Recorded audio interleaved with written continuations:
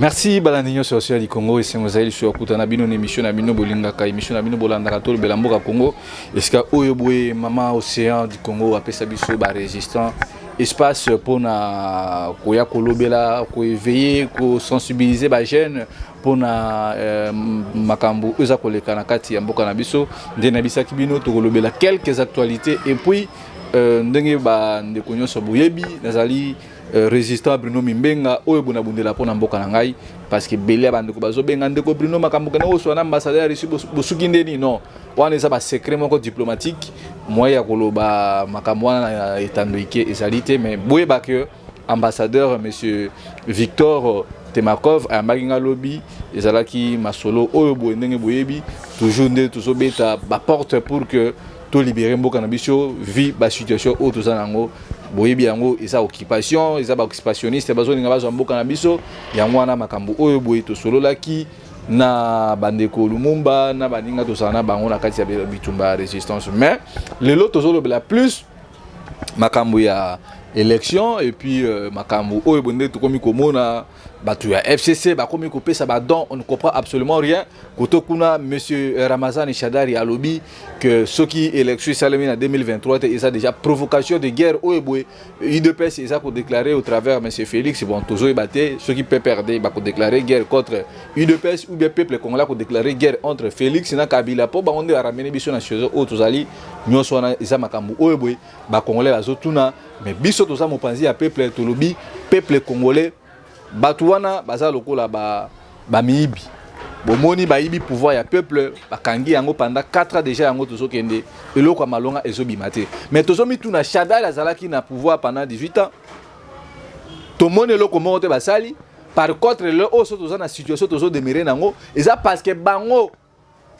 tant nazolo bango eza Kabila tozo mona Shadari à l'époque ministre intérieur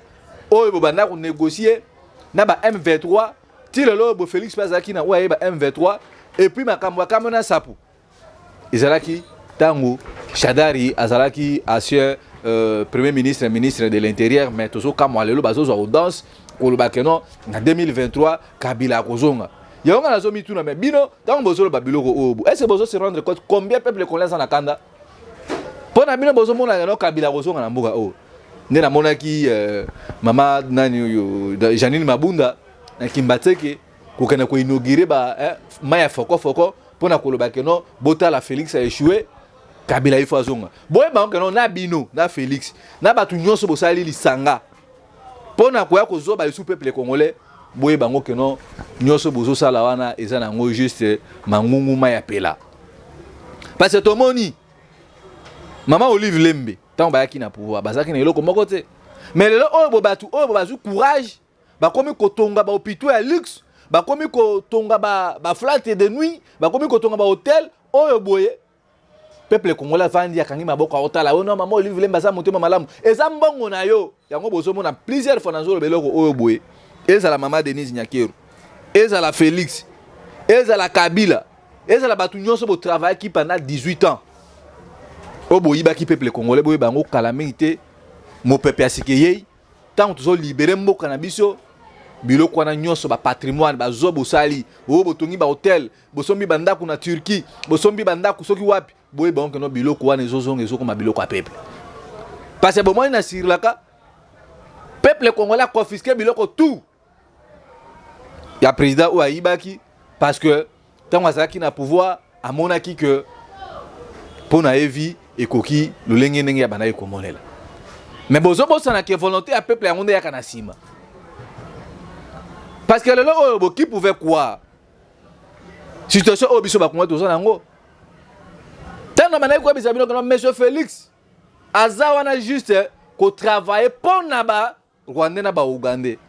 les gens me disaient oh non Bruno yo osana biloba loba et koso Félix azana diplomatie agissante Félix a ko kangisa Kagame munoko na Yoweri Museveni tangu na ebisaki bino que monsieur Félix avaba kenena bako nani na ba négociation na ba na Luanda o bakena ki le 14 a dépêcher ka délégation e batuna e bakena okuta na Paul Kagame na butu ba monsieur bakena okuta na Kabila pona ko so na bango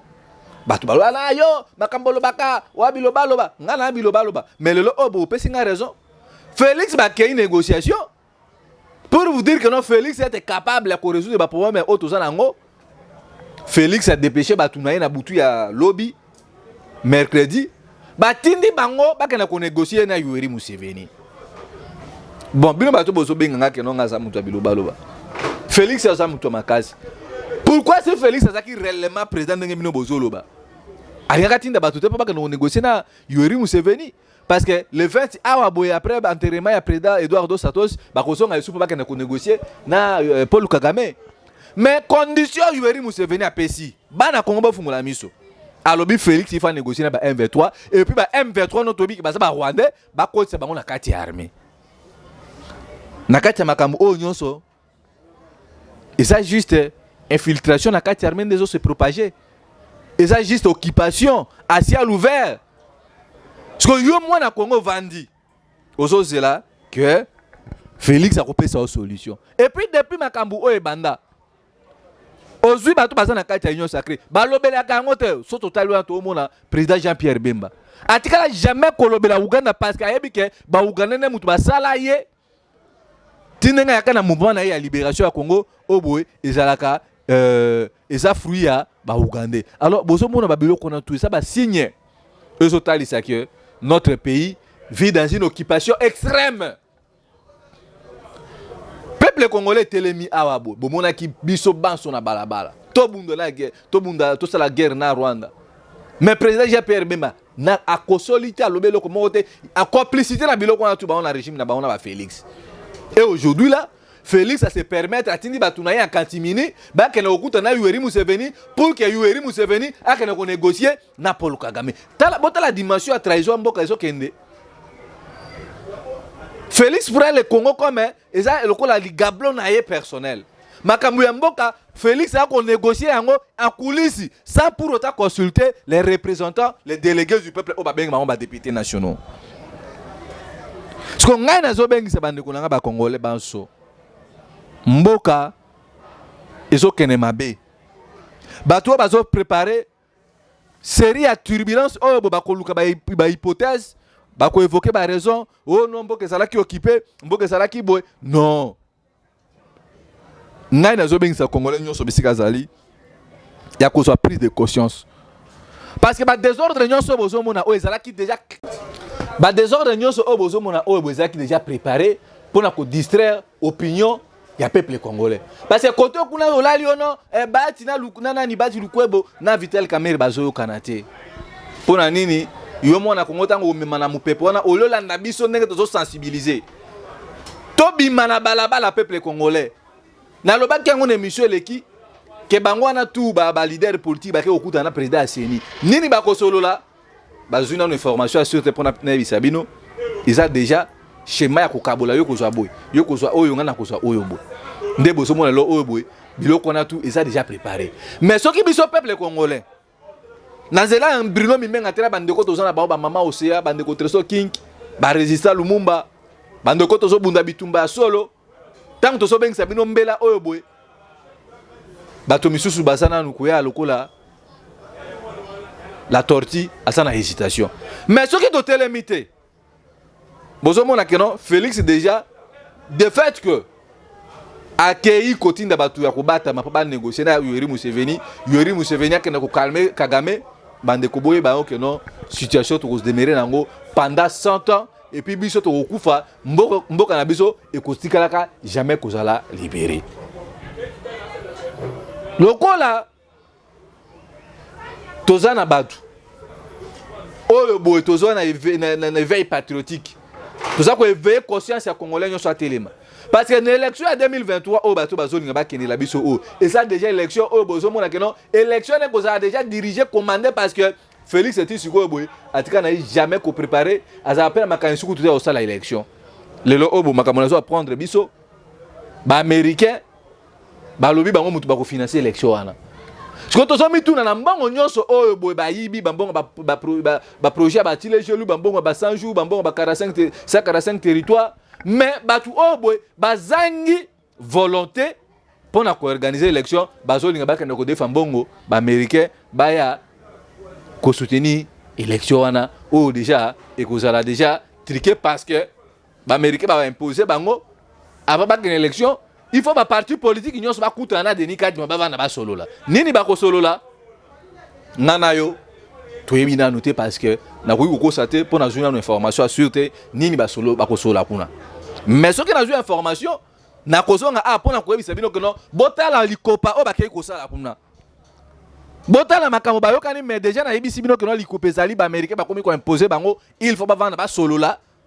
pour ba déjà que non l'élection de okende yo mutu ya parti ya ki peka oza 10 députés yo mutu parti ya li pungu oza 15 députés voilà mission o bobo moni nde ba pesi ba tuana ba leader ba parti politique ba invitation ba kena okuta na ba autorité à seni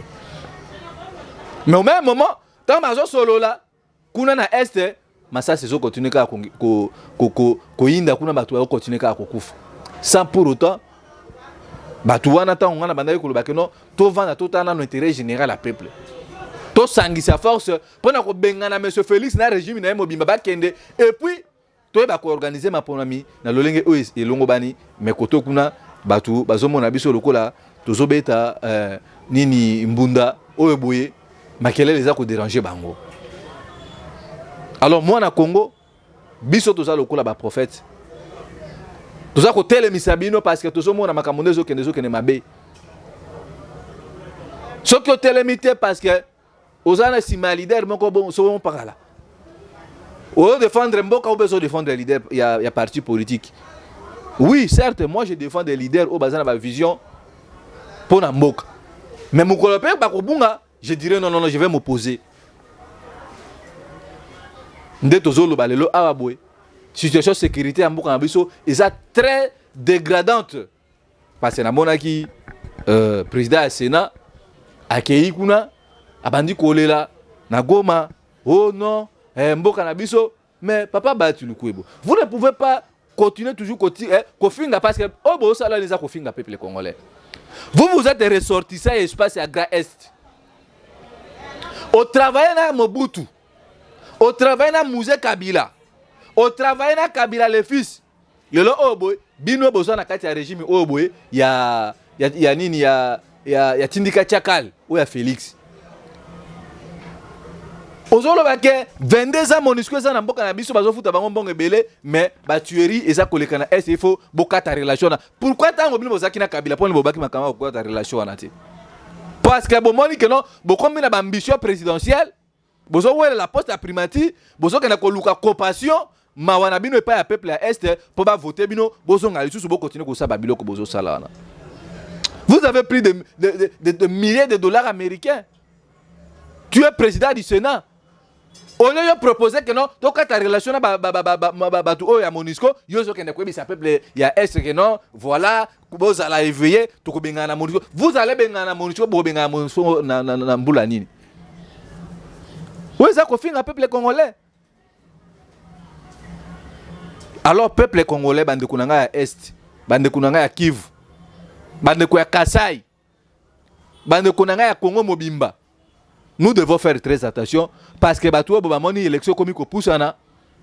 ba komi ko la bino ne longia ba mupe ne longia meme pona koluka sympathie tant bo pesa bango chance wana ba komi ba sénateur ba kekuna ba chebana na bango ba cheba neve na bango ba cheba ba cousine na bango alors biso to continuer ko demeurer na situation oyo bo to sali ba élection même mini na mboka tout le monde bati azaki na Kabila mais bati a sauté a commis na Félix il faut bisabiso transhumance wana ça le ndenge nini pour le loya zola ta mawana mais ils sont au pouvoir bazo gérer mboka mais batu à est bazo continuer ko violer bande na biso na est bazo continuer ko kata mitu lelo oyo boy Paul Kagame sali remaniement na kati ya armée na Rwanda James Kabarebe bozalaka à l'époque chef d'état-major na armée na biso na Congo ba nommé chargé de mission pour na makamba ba 1v3 il a fait remaniement parce que ba tout va se préparer pour na affronter bitumba biso tozo zango à la légèreté mais chez nous ozomona ba bati ba kamere ba chilombo et les autres là ba so distraire biso na makambo obo et ça ba futilité ko pesa biso mbuma malongate. Alors moi j'interpelle la conscience de tout et chacun de nous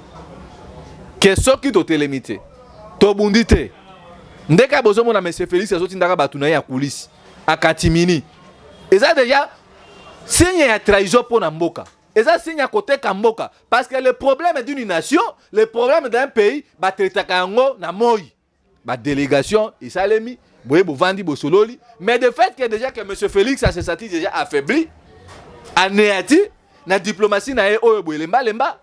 Ndozo mona azotinda batu na butu pour ba ke na ko bondela Yoweri Museveni. Ba ko bondela par rapport à quoi? Parce que lui-même avait dit que ennemi na biso yebani, ennemi na biso ezali Paul Kagame. Mais aujourd'hui, vous envoyez les gens nuitamment pour pas négocier makambo. Oh, continuer à faire na Ituri. Acte wana biso to dénoncer yango peuple congolais faut to bimana balabala pour na ko senga justice ko bengana Félix pour na haute trahison. Parce que le pays est toujours sombre. Non qui peut pas na Frank Diongo awa koloba ke akoloba mercredi. Qu'est-ce qu'il va nous dire? Parce que bazaki batu oh ba telemaka li batu ali boso. Ba mokia ba Frank Diongo na mona iso banani ba da bombole batu wana tu ba défiler na télévision ah boy Félix mona mbutambutu Tshisekedi to soutenir mais le oh boy Frank Diongo comme il ne s'est pas retrouvé na carte ya régime ya Félix alingi lisusu aya kozonga po azoba biso mais to bosani ke no azaki na konga na Lubumbashi pa Moïse Katumbi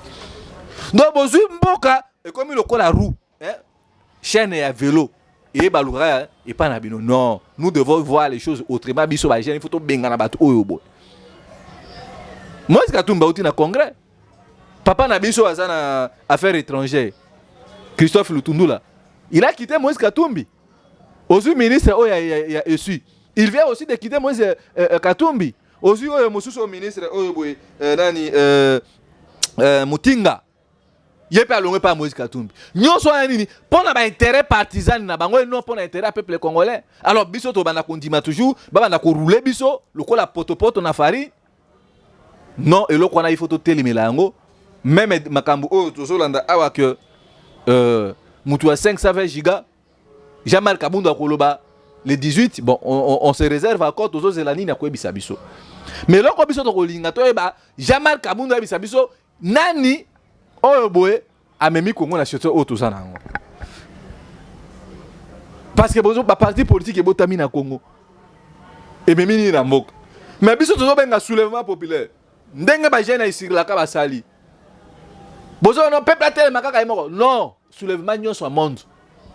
ezaka toujours na un leader d'opinion oyo boye aza kotambwisa peuple azolakisa peuple nzela ndenge biso tozomeka koluka kotelemisa peuple kolakisa peuple wana nzela vous croyez que non peuple akolaka kala ala moyika babandika otama babala imoko non ezaka toujours na mutu